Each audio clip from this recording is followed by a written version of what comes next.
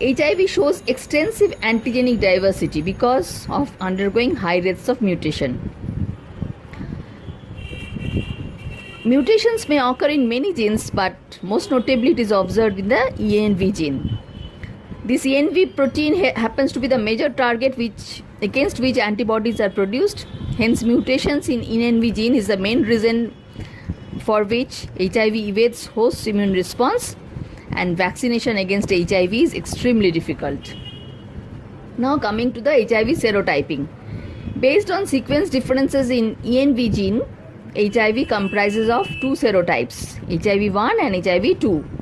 HIV-1, it is divided into three distinct groups, M and O, and there are several subtypes like A1, A2, like this, of which HIV-1 subtype percolates do not vary in pathogenesis or biology, but they differ in geographical distribution and transmission. Like subtype C is very common in India and China. And HIV-2, it comprises of 8 groups, A to H. They are mainly confined to Africa and few other places like India. Now, coming to the transmission of HIV. How is HIV transmitted?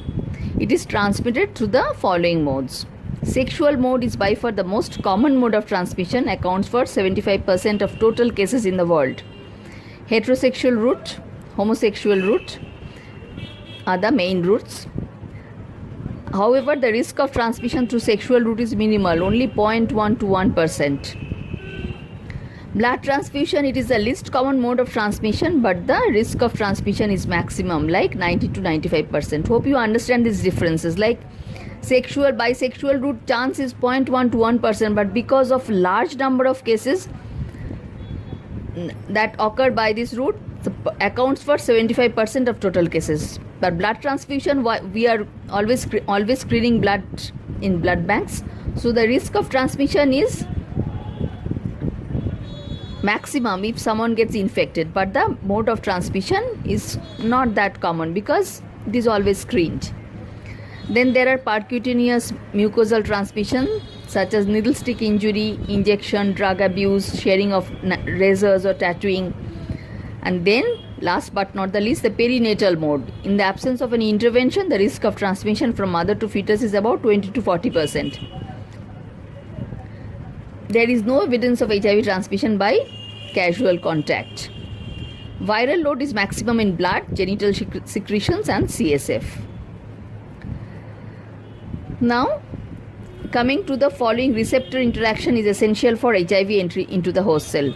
The main receptor for the HIV binding to the host cell is GP120, and it binds to the CD4 receptor on the host cell surface. A second co-receptor is also necessary, like chemokine receptors like CXCR4 present on T lymphocytes or CCR5 present on the macrophage cells.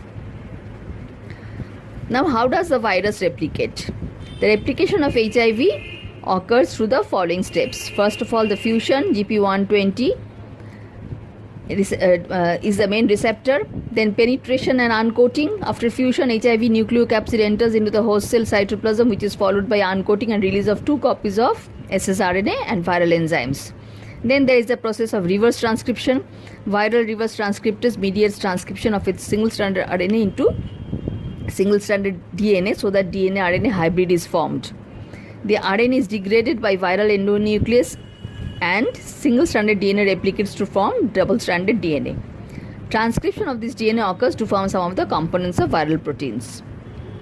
The viral double-stranded DNA gets integrated into the host cell chromosome mediated by viral integrase. The integrated virus is called provirus. In this integrated state, very important to remember, HIV establishes a latent infection for a variable period. However, HIV is different from other latent viruses as it is able to replicate even in latent state and is infectious to other neighboring cells. This is very important. In spite of its latency, it is able to replicate and it is able to spread the infection to other neighboring cells.